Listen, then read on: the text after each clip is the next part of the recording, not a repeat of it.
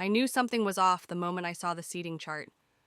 It was printed in gold script, mounted on a faux wooden easel outside the reception hall.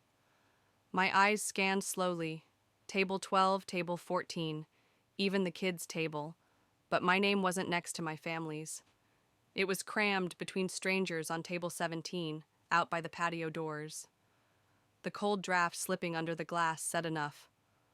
I stood there too long, trying to pretend I wasn't pretending I didn't care, pretending I hadn't helped pay for the damn flowers, or that I hadn't spent my last 3 weekends folding her ivory napkins in perfect swan shapes, because real ones are too expensive.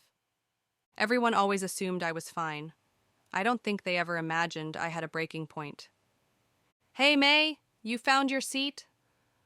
My cousin Danny's voice jolted me from the chart. Her dress was soft pink, her makeup loud. She always smiled like she wasn't listening for my answer. "Yeah," I said, even though I hadn't moved. "Found it." Table 17 was near the fire exit. One chair had a loose leg that wobbled every time someone stood.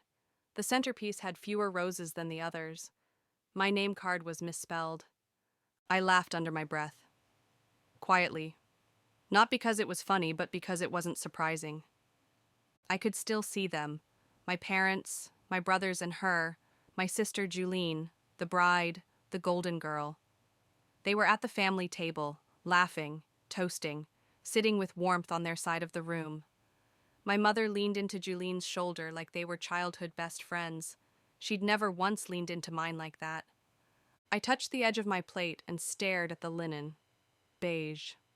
Same shade as the dress I was told to wear so I wouldn't clash in pictures. I remember the way my hands started shaking a little, not from anger. Just the slow buildup of being erased, gently and again. The thing is, this wasn't new. When we were kids, Julene always got the first pick. The best room, the newer backpack, the prettier birthday cakes with ribbons that matched her dresses. I was always the quiet one, the helper, the one who was so good at not making a fuss. Even now, in her wedding speech, she didn't mention me. She thanked our parents, her in-laws, her high school friends, even the florist. But not me. Not the sister who found her old love letters when she panicked about losing them. Not the sister who drove 3 hours at 2 a.m. when she had a panic attack before her bridal fitting. I stared at the flickering votive candle in the center of my forgotten table. I watched the wax pool and drip, slow and silent. The sound of distant laughter twisted in my chest, like a wire being pulled too tight. Then came the final thread. My mother walked past me, toward the bathroom. She looked right at me. No smile, no, "You okay?" No, "Come join us." Just a glance like I was one of the servers. I didn't make a scene. That was never my way. Instead, I stood slowly, placed my untouched napkin back on the plate, and slipped my coat from the back of the wobbly chair.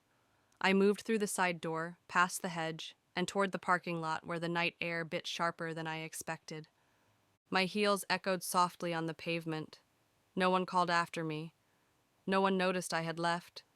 It wasn't revenge, not really, just silence, my quiet act of defiance. The parking lot was half lit by the string lights hanging above the patio.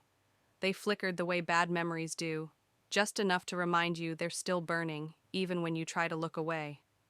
I didn't cry in the car. I just sat there with my hands on the wheel, letting the engine hum underneath me like a held breath. I don't know how long I waited. Long enough for the music to start back up inside, long enough for the sky to turn a deeper kind of black. I didn't drive home. I drove nowhere. I drifted. Through the old neighborhood, past the middle school where Julene once sang solo and they brought flowers, and I got a pat on the head for helping with props. Past the frozen yogurt shop we used to walk to on summer nights. She always got extra toppings. I never said anything. Not then. The beige years. That's what I've come to call them. The years I muted myself so well, even I believed I didn't want more. I parked 2 blocks from my apartment and walked the rest of the way. The air was cool, early November. My coat wasn't enough, but I didn't rush. Inside, the silence felt earned. I kicked off my shoes in the hall and didn't turn on the lights. I just let the soft orange glow from the street lamp leak through my living room window. painting long shadows on the floor. I stood there barefoot, looking at the couch I thrifted and the single-framed photo on the wall. It was a picture of all of us, me, 𝘲𝙗𝙤, my parents, taken at my graduation. The only one where I was in the center. They made a joke about that at the time, like it was funny I was finally the focus. They didn't know I'd paid for my own cap and gown, that I took the bus to my ceremony because everyone was running late. I had placed that photo up like a prayer, a hope that maybe, if I kept it there, I'd feel less like a placeholder in their lives. But tonight, the photo looked different. Not cruel, just tired. I took it down without ceremony and slid it quietly into the drawer under the sink. I didn't break it. I didn't burn it. Some things don't deserve drama. Some goodbyes don't need sound. I made tea. Jasmine. The kind I liked and no one ever remembered. I sat at the small kitchen table with the chipped corner and pulled my phone from my coat pocket. One missed call from Danny, a few texts in the family group chat. 𝘲𝙗𝙤, such a magical night. Love you all. Mom, to my beautiful daughter, you were radiant tonight. Danny, May, where'd you go? I stared at the screen, thumb hovering over the reply box. Then I typed, had to leave early, hope it was lovely. That's all, polite, neutral, beige. After I sent the message, I turned off the phone and slid it under the couch cushion. Not out of anger, just out of the quiet clarity that they'd read the message and move on. No follow-up, no real question of why I left. They've never asked the right questions, like why I always offered to help but never asked for anything, why I sat in the background of every photo, why I stopped expecting to be included and they took that as me being independent. They think independence is strength, but sometimes it's just what we do when affection feels like a borrowed coat that never quite fits. The tea had gone cold by the time I stood again. I placed the mug in the sink, careful not to let it clink too loud. That's a habit I've never shaken. Quiet hands, quiet feet, quiet expectations. But tonight, something inside me shifted. Not a break, a tilt. As if the years I spent making myself small were starting to unfold, slowly, like a paper crane realizing it was never meant to stay folded forever. Morning came like it always does, without apology. The light slipping in through my bedroom blinds didn't feel warm, just persistent. It touched the covers, the pillow still shaped to the side I slept on, the cardigan I forgot to hang up. Everything in soft disarray. Everything slightly unfinished. Like me. I stayed in bed longer than usual. My phone buzzed once, probably a promotional email or another meaningless, "How are you?" from someone who didn't really want the answer. I didn't check. There's a strange stillness that follows a night like that. Not sadness, not even anger, just a settling. Like dust after a long-forgotten box is opened, and you finally see what's inside. Not treasure, just old things, quiet truths. I got up eventually and padded barefoot into the kitchen. The floor was cold under my soles, grounding in a way. I reheated yesterday's tea in the microwave and stood by the window while it spun. Outside, the street was its usual self. Delivery vans, bundled-up joggers, the hum of someone else's life continuing on schedule. Mine had shifted a degree. Not dramatically, just enough to notice the change in temperature. I thought of the wedding again, not the part where I was seated near the patio or the text messages, or even 𝘲𝙗𝙤's gleaming smile under the chandelier, but the moment before all of it, the moment I arrived. I remember standing outside the venue in my beige dress, clutching the envelope I had slipped a check into. A quiet gift, like all my gifts. No card, no note, just money. My name wasn't on any list of contributors. I wasn't thanked in the slideshow. No one ever knew it was me who paid for the extra desserts when the original caterer said it couldn't be done. They just ate them, smiled for photos, praised how 𝘲𝙗𝙤 had thought of everything. The microwave beeped. I took the tea and sat cross-legged on the couch. My phone was still under the cushion, silent. I didn't pull it out. I didn't want to scroll through the aftermath of a celebration I'd been erased from in real time. Instead, I reached for my notebook, the one with the frayed spine and the pages that still smelled like paper, not performance. I opened to a blank sheet and stared at it. Not to write, to fold. Years ago, in high school, I had learned how to make paper cranes during a week when 𝘲𝙗𝙗 had mono and my parents fussed over her like she was made of glass. I stayed quiet, stayed out of the way, stayed useful. I folded cranes in secret, one after the other, 1,000 by the end of the semester. Not for a wish, just for the ritual. The quiet art of turning something ordinary into something careful. I hadn't made one in years, but now I began folding, crease by crease, soft, slow, like memory. When the crane was done, I set it on the windowsill. It faced the street, its wings slightly bent. It looked fragile but firm, like it might lift off in a strong enough wind. I left it there and went to shower. Just circulars and a coupon for bath towels. I stared at my doormat as I held the envelopes in one hand. Beige. Again? Of course. I remembered once asking my mom why everything in our house growing up was beige. Sofas, curtains, even the plates. She said, beige doesn't show stains. It's safe. That was always the goal, I think. Not beauty, not joy, just safety, just the absence of damage. But now I wonder, what does a life look like when all you've learned is how to avoid being a stain? That afternoon, I pulled out a cardboard box from the hallway closet. Inside were little things. A stack of letters I never sent, the white scarf I bought for a sister trip that never happened, and a half-finished cross-stitch I started during one of 𝘲𝙗𝙗's hospital scares. I unpacked it all, not to hold on to it, just to finally see it, to stop pretending these objects had no weight. I placed the scarf at the bottom of the donation bin, the letters I burned one by one over the kitchen sink. Not dramatically, just efficiently, as if cleaning out a drawer, as if saying, this belonged to the version of me who thought maybe next time would be different. And the cross-stitch? I pinned it to the wall by the fridge, unfinished and beautiful for exactly that reason. 3 days passed. No one called. Danny texted once with a meme and a, "How you been?" but I didn't answer. She never followed up. My parents didn't check in either. Maybe they thought I was busy. Maybe they didn't notice. I'm still not sure which hurt more.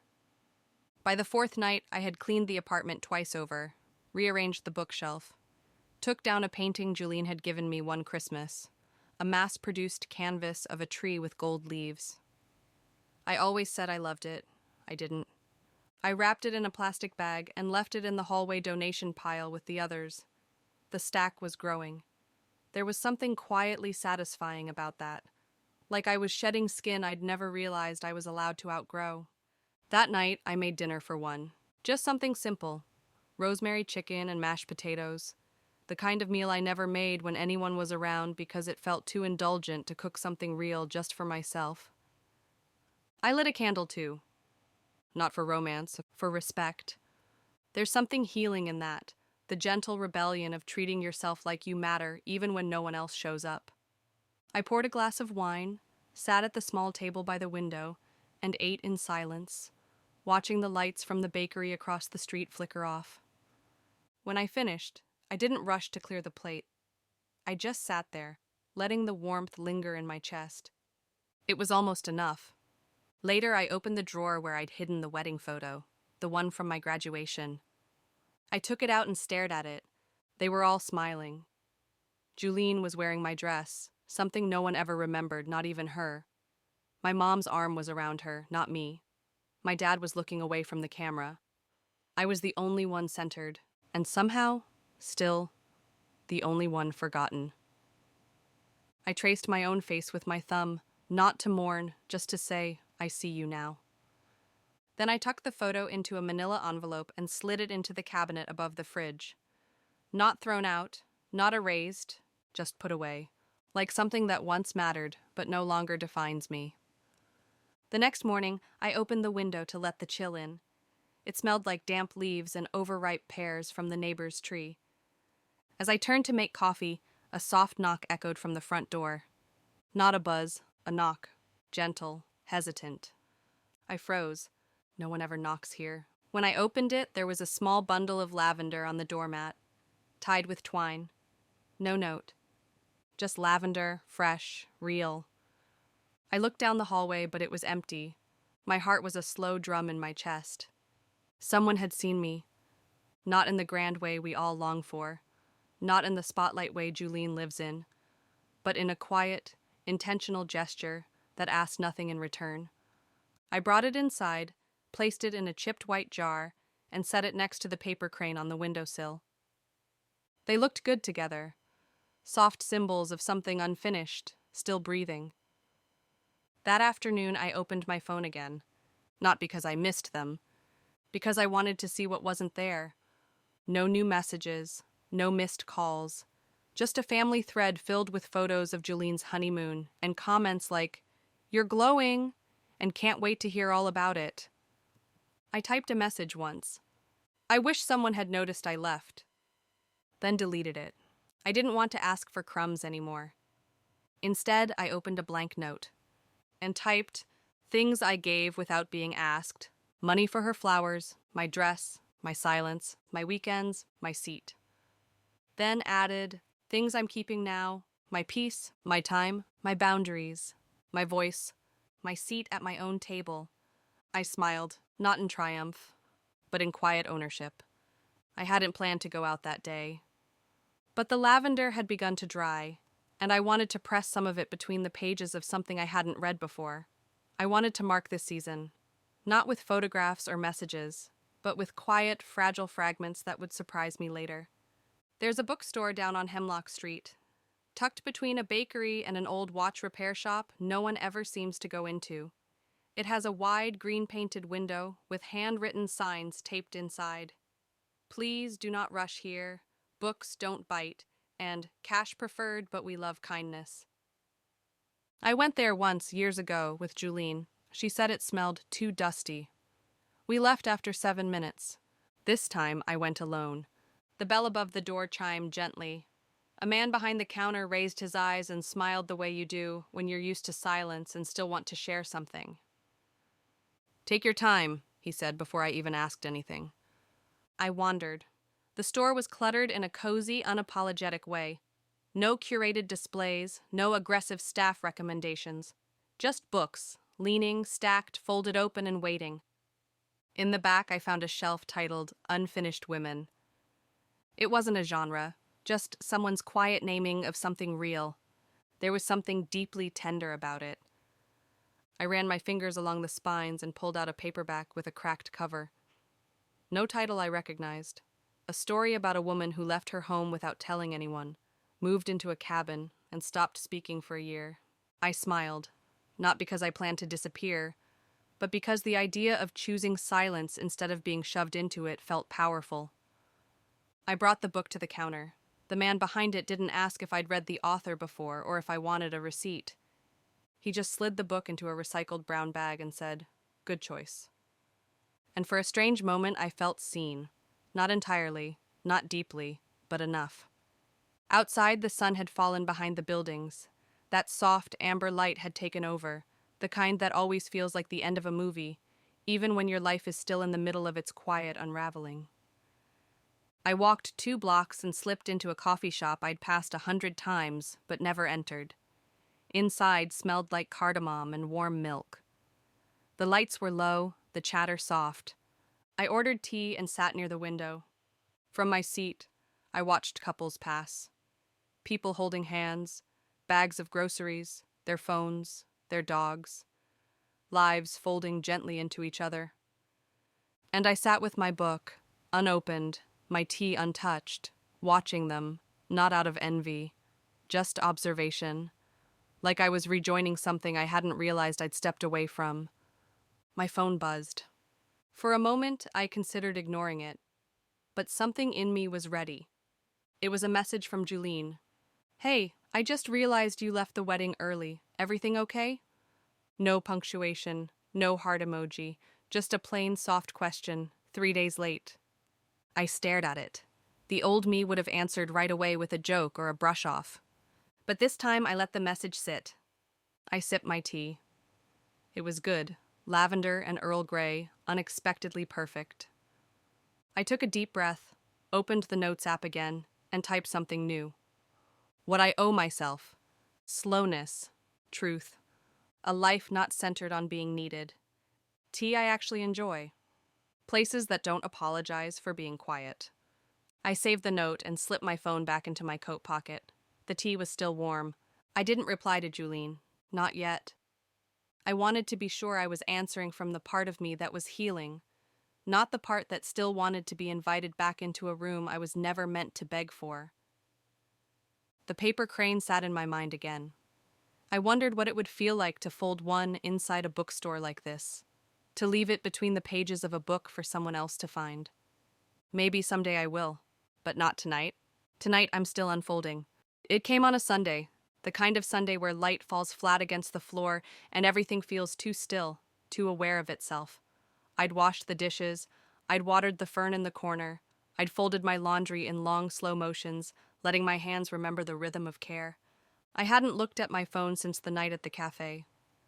I kept thinking of that text from 𝘲𝙗𝙗, short, belated, unpunctuated. It hadn't hurt, not exactly. It just felt unfinished, like a question that wasn't sure it wanted an answer. That morning I checked my voicemail. It's a habit I only fall into when I'm avoiding something, but part of me had started to wonder if maybe, just maybe, someone had called instead of typed. One message, from my mother.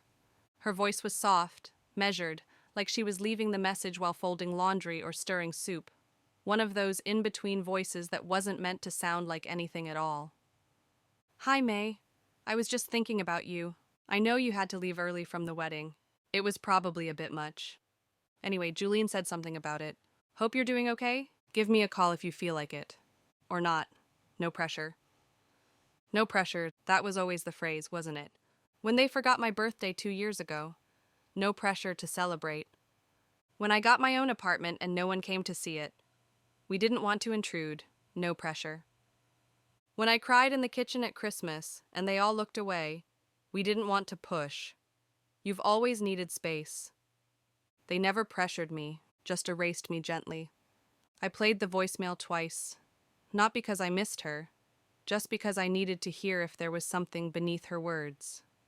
There wasn't, just soft static. Just a woman who gave birth to me but never quite knew how to hold me emotionally. A woman who poured everything into 𝘲𝙗𝙗 because 𝘲𝙗𝙗 made it easy. Loud, polished, visible, and I made it quiet, complicated, private. I was the unread book on the shelf. I didn't return the call. Instead, I picked up a pen and wrote on the back of a receipt. Hope is not the same thing as returning to what hurt you. I folded the receipt and placed it in the spine of the book I'd bought from the Green Window bookstore. Not as a bookmark, as a reminder. Then I opened the book to a random chapter and began reading. A few hours later, I walked the lavender to the park. It had dried perfectly, light, brittle, fragrant. I wrapped a few stems in brown paper and tied them with thread from my sewing kit. No card, no name. I left the bundle on the bench near the dogwood tree, the one that always bloomed early and never got credit for it. There was something healing about that, leaving beauty behind with no one to perform it for. That evening, I stood in front of the bathroom mirror for a long time. I looked like myself. Not the version they photographed and forgot. Not the bridesmaid with the careful smile. Not the beige girl. Just May. My collarbones. My tired eyes. My softness that had once been mistaken for passivity. I touched the corner of the mirror and whispered, not out loud, but in the quietness of being alone, you don't have to shrink to be loved. And somehow, I believed it, even if no one else said it back. It happened on a Thursday. The sky was the kind of overcast that makes everything feel like a memory, pale, damp, and full of stillness. I had taken the long route home, not for the walk, but for the silence. Some days you don't want to be around people. Other days you want to see them living, just far enough that you don't have to join in. I stopped by a second-hand shop with a crooked blue door. I'd never noticed it before. The bell above it was broken, but I stepped inside anyway, brushing raindrops off my coat. Inside smelled like linen and rust and time. Old mirrors leaned against the walls, baskets full of forgotten postcards, wooden trays with buttons, coins, half-burned candles. I didn't plan to stay long, but then I heard my name. Software questioned. Familiar. May? I turned. And there he was, taller than I remembered, wearing a corduroy jacket and glasses that didn't quite sit straight. No one had called me May like that in years, not since high school. Not since the choir room where I used to sit on the edge of the back row, notebook in hand, pretending to harmonize but really just drawing tiny stars in the margins. Caleb, I said, like his name had been waiting at the back of my throat this whole time. He smiled, eyes narrowing just the way they used to when he was about to say something too honest. Didn't expect to see you here, he said. Didn't expect to be here. That makes two of us. We didn't mention school directly, but it hovered between us like an old perfume, faint and familiar. He was the only one who ever asked why I didn't try out for solos, even though he'd once overheard me singing to myself in the stairwell. I'd lied then, said I didn't like being looked at. He said, "Yeah, but you like being heard, I can tell." I had never forgotten that, not because it was romantic, it wasn't, not then, but because it was the first time anyone had separated the two, being seen and being heard, and noticed I longed for one, but feared the other. We wandered the shop slowly, both pretending to browse. He picked up an old metronome and turned it in his hand like it might start ticking again if he willed it. I picked up a tin box filled with embroidered patches. One said, "Be gentle, anyway." I held it a little longer than the others. "So," he said after a long pause, "what are you doing now?" "Mostly existing." He laughed, not mockingly, just understandingly. "I get that," he said. "Existing's harder than it looks." We left the shop together. The rain had softened to a drizzle. I should have walked home then, but he asked if I wanted to get coffee. And something in me, some quiet, forgotten piece, nodded. We sat at a place with foggy windows and chipped mugs, the kind of place where no one rushes you, and every table feels like a booth, even if it isn't. He stirred sugar into his drink too long. I let mine cool untouched. "I heard about Julene's wedding," he said eventually. "From Sarah. She's friends with her, I guess." Of course she is, I thought. Julene collects people like polished stones. "Yeah," I said, staring at my tea. "I left early." "I figured," he said. "Didn't see you in any of the photos." Something in me stiffened. But then he added, "I thought maybe you didn't want to be in them." I looked at him, really looked, and I saw it. He wasn't accusing. He was offering me the dignity of choice, the possibility that my absence wasn't a mistake, but a decision. "No one asked why I left," I said. He nodded. Maybe they didn't want to know.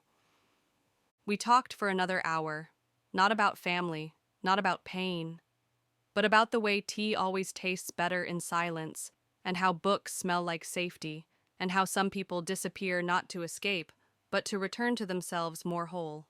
Before we parted, he reached into his coat pocket. "This is weird," he said, "but I was going to toss this." He handed me a folded piece of paper.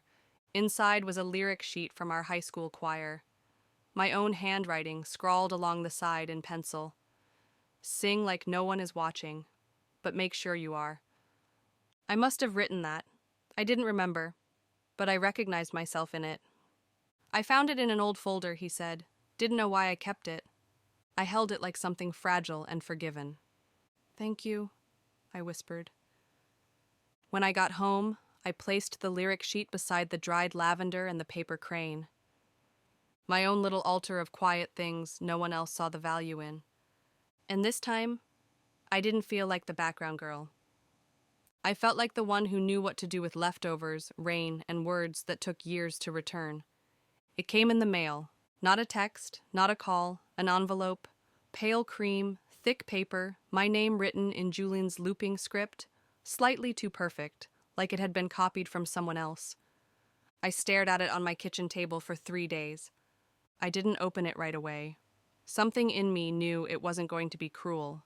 It would be something worse, polite.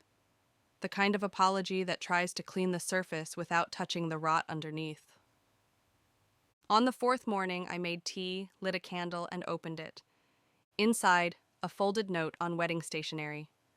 May, I'm sorry you left the wedding early, I noticed. I just didn't want to make a scene. I hope you had a good time before that. I know things have been a little distant between us. Maybe we can catch up soon. Loved, Julene. I reread it once, then twice. The words didn't bruise me. They didn't soothe me either. They were a clean napkin handed to someone bleeding out. And still, I didn't hate her. That's the part no one prepares you for.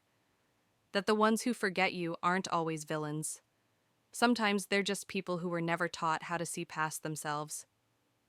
That Sunday, I went back to the bookstore. The man behind the counter smiled like he'd been expecting me without knowing why. I brought a new notebook, not for journaling, for remembering. I sat in the corner chair with the worn-out cushion and began writing. What I know now, absence isn't always empty. Silence can be a sentence, not a punishment. People who don't ask aren't always cruel, just comfortable. You can love someone without sitting in their shadow. You can walk away without slamming the door. I didn't reply to Julene. Instead, I sent her a gift, a small paper crane made from the lyric sheet Caleb had given me. No note, no explanation, just a folded shape of what I used to give so freely, my care, my time, my voice, pressed now into something she could hold without understanding. I don't know if she ever unfolded it. I don't need to know. Weeks passed. The city softened under early winter. People moved with their collars high, their hands buried in pockets. I liked it. Everyone self-contained, no performance. I ran into Caleb again. We shared coffee, silence, and stories that didn't need conclusions. He never asked me to explain. He just looked at me like someone still in the process of becoming. And wasn't that more sacred than being understood? Then came the community choir concert. Caleb asked if I'd come. He was directing. I almost said no. The thought of sitting in another row, being background again, it tightened my ribs. But something in me wanted to try. So I went. Not in beige. I wore navy. Deep, whole, impossible to ignore navy. I took my seat early, and this time I sat in the front row. The lights dimmed. The music began. And as the voices rose, soft, layered, human, I felt it. Not forgiveness, but release. A gentle, final loosening of the part of me that waited all these years to be called forward, to be noticed, to be claimed. I didn't need that anymore, because I had claimed myself. On the walk home, snow began to fall. The kind that doesn't stick, just brushes your coat like a secret. And somewhere between the old bakery and the green bookstore window, I stopped walking. I looked up, let it touch my face, breathed, and smiled. Not because I was triumphant, but because I was free.